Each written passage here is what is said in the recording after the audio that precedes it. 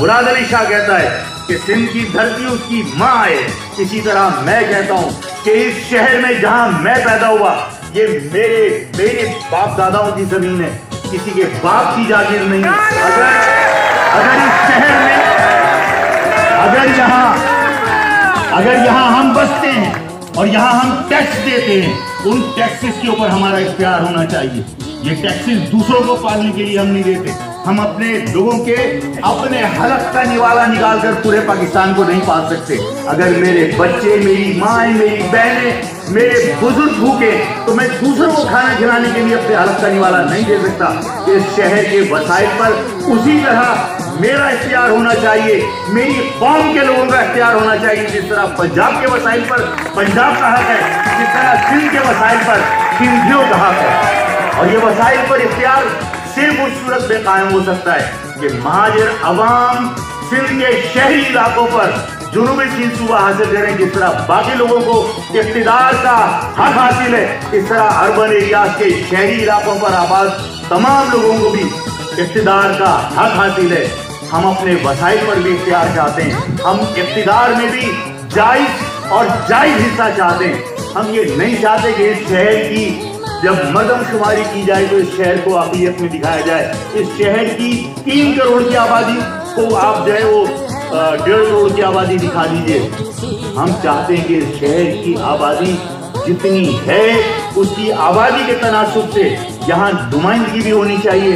اس شہر کے لوگ جتنا ٹیکس دیتے ہیں اس کی تناسب سے یہاں ان کے وسائل کو ان کے مسائل حل کرنے کے لیے استعمال ہونا چاہیے، اور وہ اسی صورت میں ممکن ہے جب آپ جدوجہد کریں اور اپنے لیے علیحدہ صوبہ حاصل کریں۔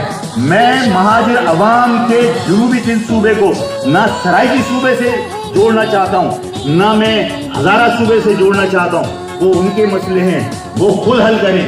میں اپنی قوم کے لیے جنوبی سندھ صوبے کا مطالبہ کرتا ہوں کہ جنوبی سندھ صوبے کے علاوہ آپ کے پاس کوئی مسئلے کا حل نہیں ہے۔ اور اگر کوئی کہے کہ یہ دھرتی ہم تقسیم نہیں ہونے دیں گے، یہ دھرتی ہم تقسیم نہیں ہونے دیں گے، تو جو لوگ اس ملک کو 2 لکھ ہوتا ہوا دیکھ سکتے ہیں وہ اس سندھ کی بھی تقسیم کو اپنی آنکھوں سے دیکھیں گے۔ اس لیے کہ ہم ملک تقسیم کرنے نہیں جا رہے، ہم ملک تقسیم کرنے نہیں جا رہے۔ جب تمہیں اس بات کا اختیار حاصل ہے،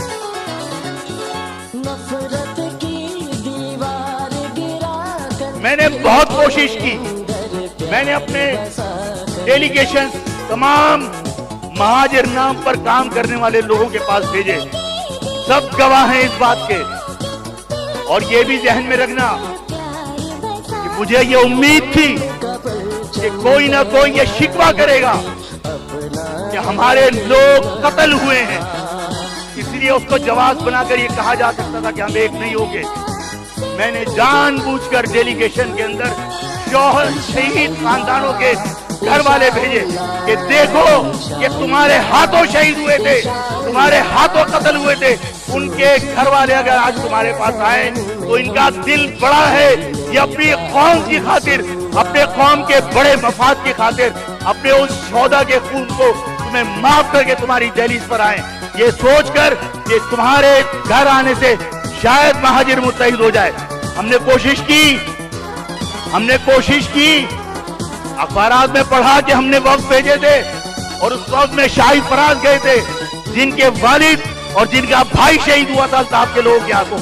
ہم نے ڈاکٹر نگہت کو بھیجا تھا جن کے بھائی کا قتل ہوا تھا متحدہ کے دہشت گردوں کے ہاتھوں، لیکن ہم نے سب کچھ بلا کر یہ سوچ کر ان کو بھیجا تھا کہ لوگ یہ دیکھیں کہ ہم نے شہید ہونے کے باوجود اپنے شہداء کے خون کو ایک طرف رکھ کر اپنی قوم کے اجتماعی مفاد میں اپنی قوم کو متحد کرنے کے لیے اپنے غم بھلا کر، اپنے دکھ بھلا کر ہم نے لوگوں کے پاس بھیجا تھا۔ نتیجہ کیا نکلا؟ میں پوچھ رہا ہوں نتیجہ کیا نکلا؟ 0۔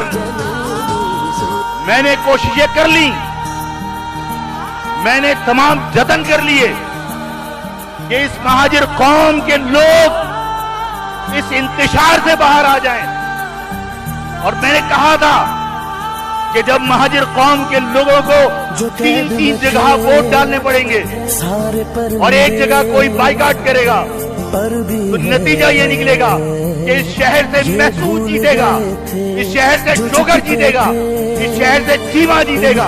आफाक की बात गलत नहीं निकली, तुम्हारे वोटों के तकसीम होने की वजह से चंद हजार वोटों पर चीमा भी जीता, वो महसूद भी जीता, जिसकी गली में तुम नहीं जा सकते, जिसके कबीले में तुम नहीं जा सकते। आज वो इस शहर की नुमाइंदगी कौमी असेंबली में कर रहा था। हमें शर्म आती है, हम उस कोताही पर अपनी कौम से माफी मांगते हैं और उस कौम से वादा करते हैं कि जो गलती हुई, जो नुकसान हुआ, जो मैंडेट गैर महाजरों के हाथ में गया था, तुम्हारे इत्तेहाद से वो मैंडेट छीन कर दिखाएंगे। हम अपना नजरिया रखते हैं, सब अपने नजरिए पास रखो, हम अपना नजरिया रखते हैं, अपने नजरिए पास रखो।